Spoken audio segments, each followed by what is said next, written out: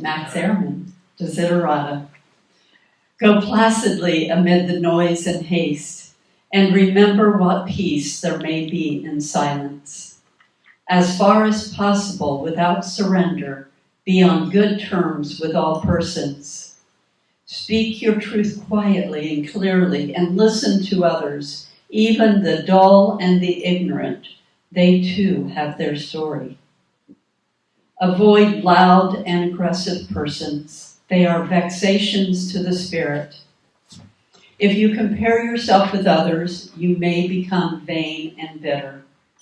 For always there will be greater and lesser persons than yourself. Enjoy your achievements as well as your plans. Keep interested in your own career, however humble. It is a real possession in the changing fortunes of time. Exercise caution in your business affairs, for the world is full of trickery. But let this not blind you to what virtue there is. Many persons strive for high ideals, and everywhere life is full of heroism. Be yourself.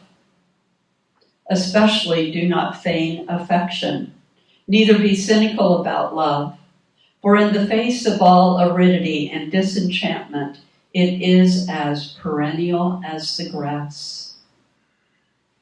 Take kindly the counsel of the years, gracefully surrendering the things of youth. Nurture strength of spirit to shield you in sudden misfortune. But do not distress yourself with dark imaginings. Many fears are born of fatigue and loneliness. Beyond a wholesome discipline, be gentle with yourself. You are a child of the universe no less than the trees and the stars. You have a right to be here. And whether or not it is clear to you, no doubt the universe is unfolding as it should. Therefore, be at peace with God, whatever you conceive God to be, and whatever your labors and aspirations in the noisy confusion of life, keep peace with your soul. With all its sham, drudgery, and broken dreams, it is still a beautiful world.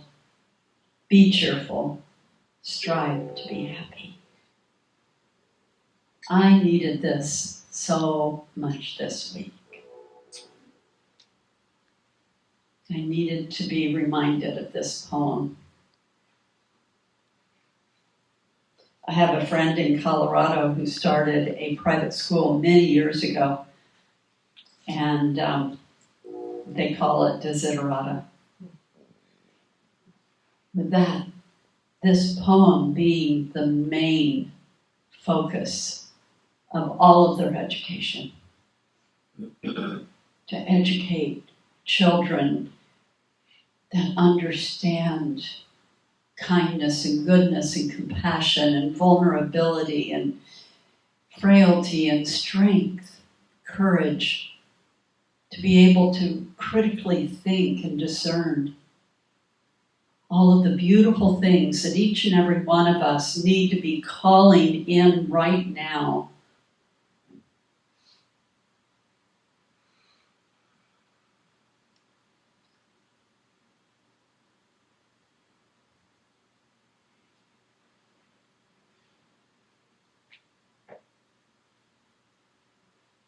Whether or not it is clear to you, no doubt the universe is unfolding as it should. Can you rest in that? Or do you find resistance around that? Or does it trade off from moment to moment? You have those moments where it's like, oh yeah, I'm right there. Only one presence and one power. Unity teaches divine order. And sometimes life just doesn't want to show up that way. I read something this week about the Great Disruption. And the way it was written and the way it was framed was really quite meaningful. And I'm not going to share the whole thing with you. If you want it, I'll try and find it. I think I know where I can find it. But it was a little too on point to share for me in a Sunday message, because I don't need to be reminded of every little detail. I've got images in my head that just will not go away, that I have to breathe very gently through. For we are in a time of, you can either call it disruption or transformation, or both. And sometimes in order to be transformed, things have to be disrupted. And it's not always fun. And a whole lot of what is going on in our world right now is not fun. So every day I look for the good. Do you do that? Do you take time to find the good news stories and the fun things? And I was looking for something in my saved pieces on Facebook that I thought I wanted to use for this morning, but either I changed my mind or Spirit changed my mind, because a couple of them, one wasn't there and the other one's like, no, that one already faded out. But what I did find, and if you're interested, I'll show it to you after the service, is a picture of Janie's great-granddaughter that was absolutely adorable. And I didn't even have to go searching for that. It was just showed up right there. Marlena had just posted it. There is one of the social media platforms that I use is Threads. And there's a person, I think his name is Benji Fawn. Every day he posts 5 good things that have happened in the world. Consistently. Every day. Just want to remind you, in case you haven't noticed, in case you're not looking, here are 5 positive things that are going on in the world right now. One thing that I saw, Edwin, I think it's Edwin or Edward Castro, from Altadena, won the Powerball. And I guess there's some controversy around this. I was trying to fact check it because I always want to make sure I'm giving you good information. But one of the things that he's doing with his lottery winnings is buying property in Altadena to rebuild from the Eaton fire, to save some of that property to be able to sell at market value to keep investors from coming in and just swooping it all up. Doing his part. Doing his part. I don't know who it was, right, left, center, whatever, but somebody donated several $1 million to pay the military. 130. Pardon? I think it was 130 million. 130 million? Wow. And what's that? Probably just for a month. Or who knows what. But somebody stepped up. You know, find these good news stories. Another thing on the threads on Benji Fawn was 2 17-year-old girls created an infrared pen the size of like a ballpoint pen to put in the water, and it attracts microplastics out of the water. Oh, that's cool. It was successful enough that they were granted a whole lot of money for this to get more, to increase that, to create, to build on what they've already built. There's so much good. Go placidly amid the noise and haste, and remember what peace there may be in silence. To pay attention to each moment. As I was working on this week's talk, I often tell you this, I keep going down these rabbit holes that end up not, it's like, okay, not my will, but thy will be done. What is being called upon that our collective conscience needs to hear?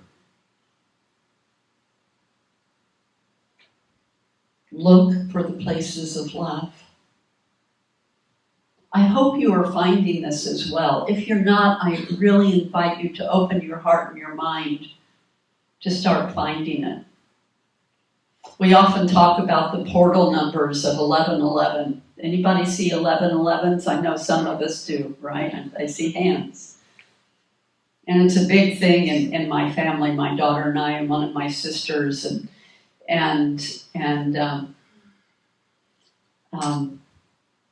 but I was having a particularly difficult moment at some moment this last week. I can't even tell you what piece of news I had just heard, but I had heard some piece of political news that I just went, oh,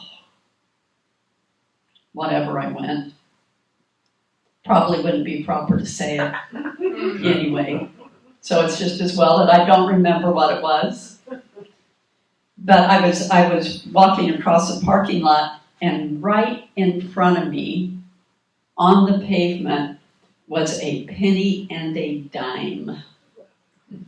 Heads up. Both heads up. And I went, okay. I'm a child of the universe.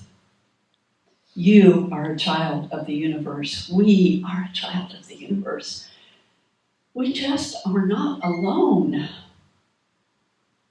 We are not alone, and we are not adrift. And there is beauty all around us.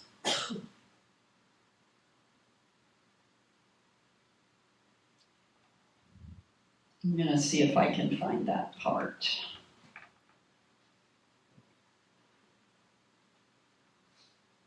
But do not distress yourself with dark imaginings. Many fears are born of fatigue and loneliness. Beyond a wholesome discipline, be gentle with yourself. You are a child of the universe, no less than the trees and the stars. You have a right to be here. Not only do you have a right to be here, you signed up to be here at this time. For whatever reason, you said yes. And I like to think it's because we have come into this understanding of the one presence and one power, God the good, that we said, yes, I want to go play that game, so that I can be a part of the healing and the joy and the life.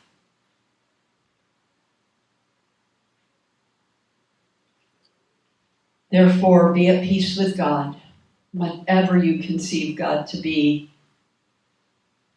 And whatever your labors and aspirations and the noisy confusion of life, keep peace with your soul. Find your breath. Find your breath. Be gentle.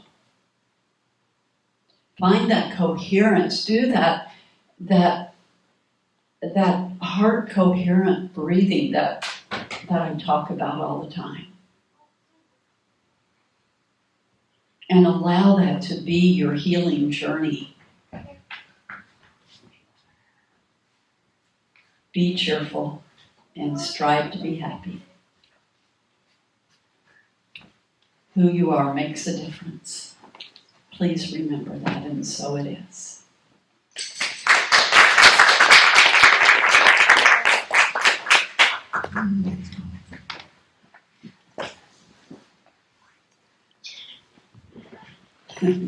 And